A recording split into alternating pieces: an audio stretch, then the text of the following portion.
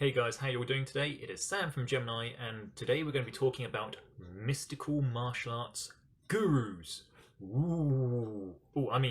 Booyah!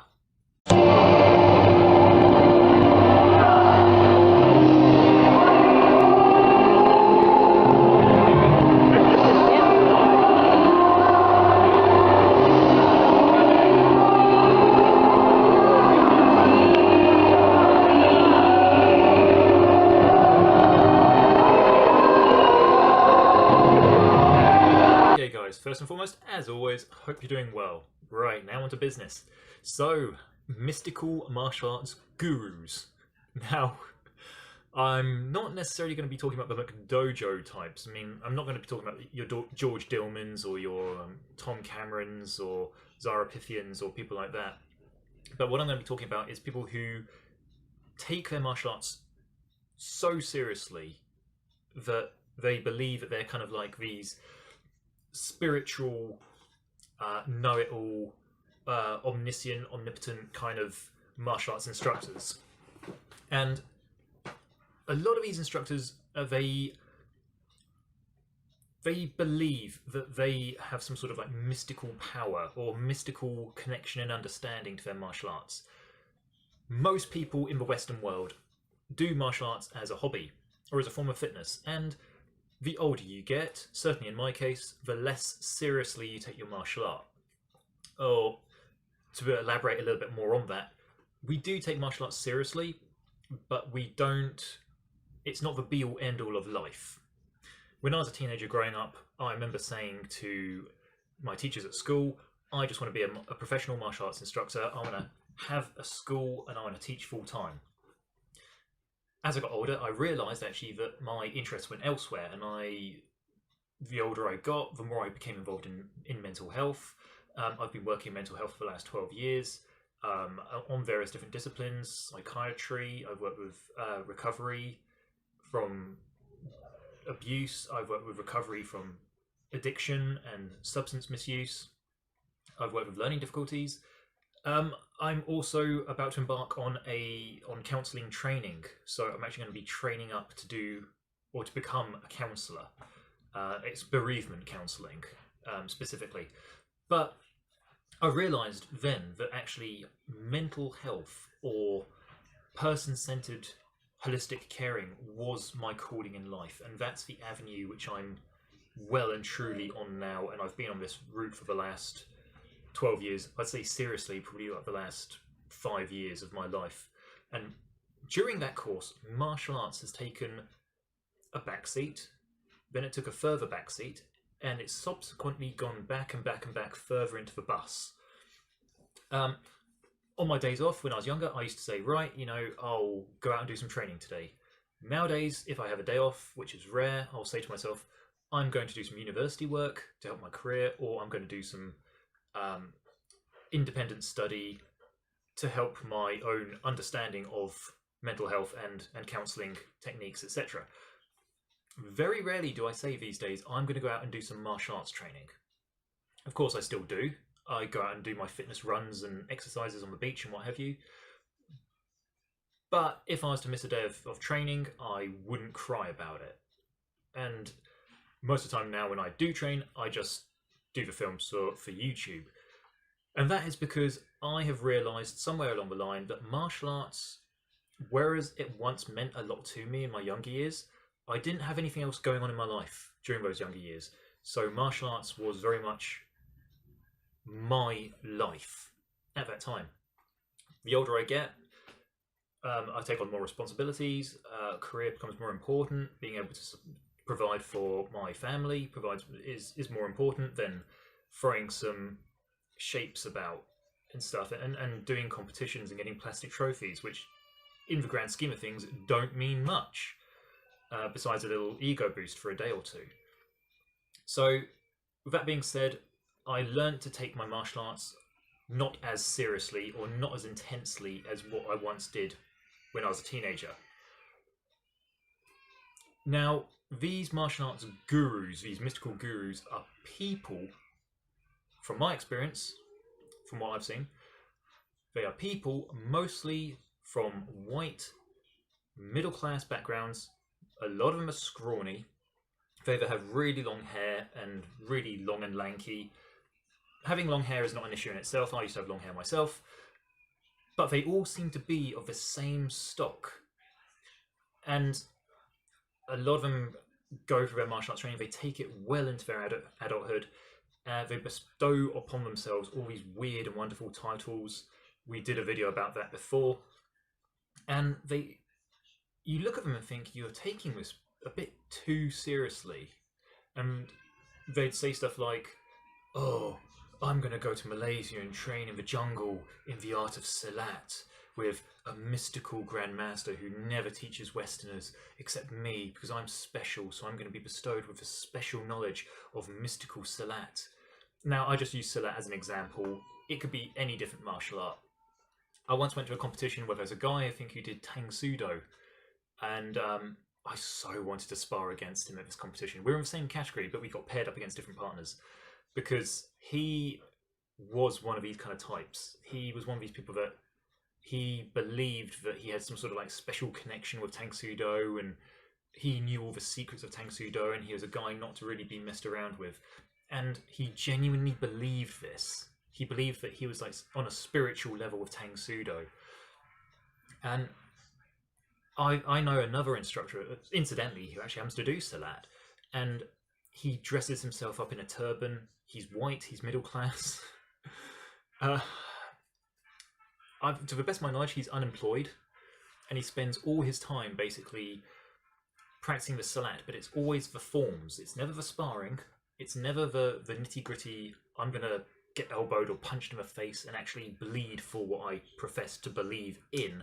It's always forms.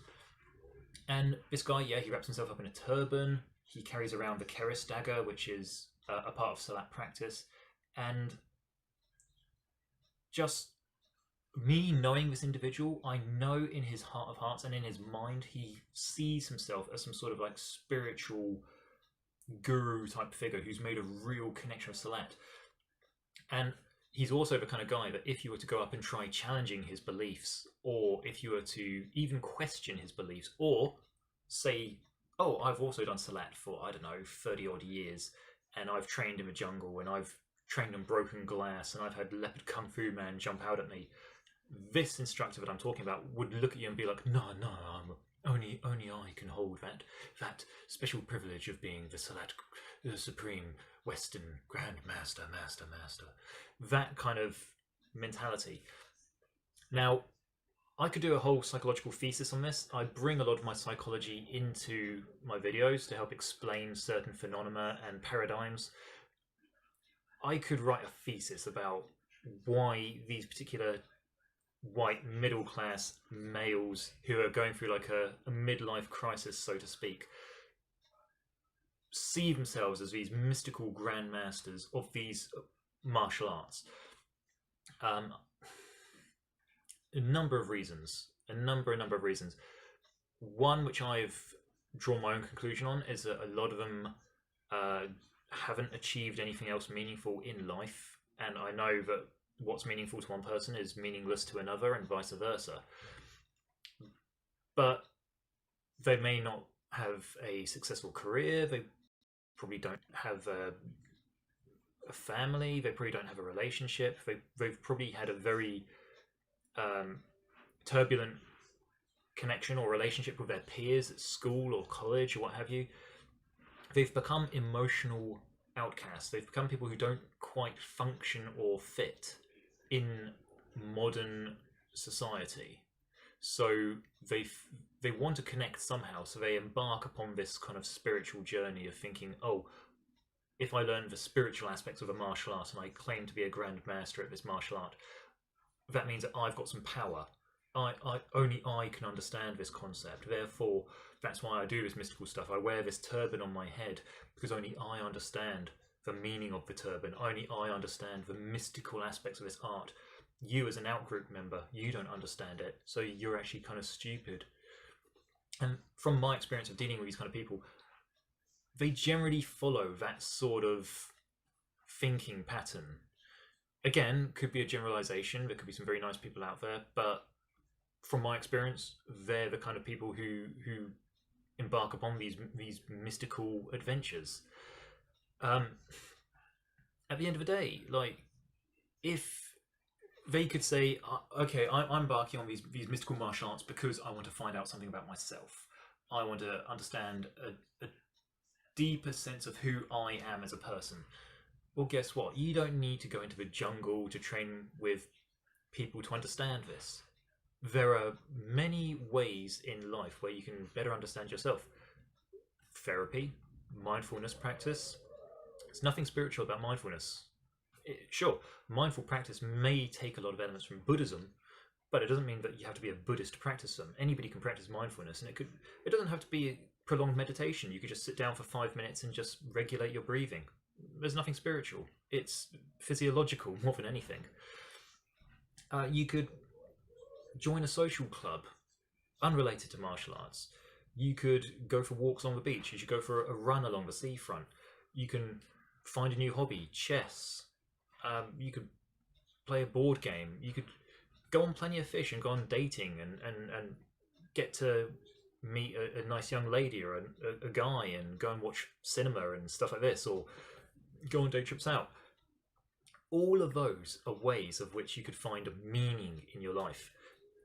But to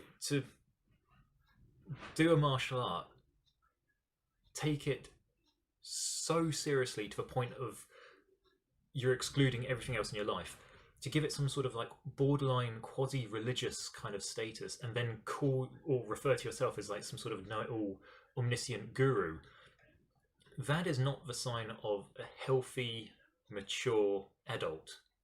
As a kid, yeah, you can understand.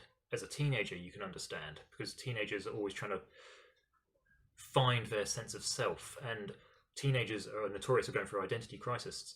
Fully grown adult men should not, or anybody for that matter who's an adult, should not be going through these sorts of, I'll say it, delusions. They should not be going through them. And if you see somebody, a fully grown adult, who is wearing this strange turban and practicing forms but not engaging in sparring, and they keep coming up with these weird and wonderful things of saying, oh, I know the deep secrets of this mystical martial art and nobody else does, or very few people do, but I'm the only one in the Western Hemisphere who knows it. That is a reflection of what's going on up inside there. They feel, taking a psychological quote here, they feel disconnected from human contact, so they have to find contact in something else. And more often than not, that would be something spiritual. There's a reason why a lot of people with mental health needs, and especially personality disorders and schizophrenia, say they feel a special connection with God.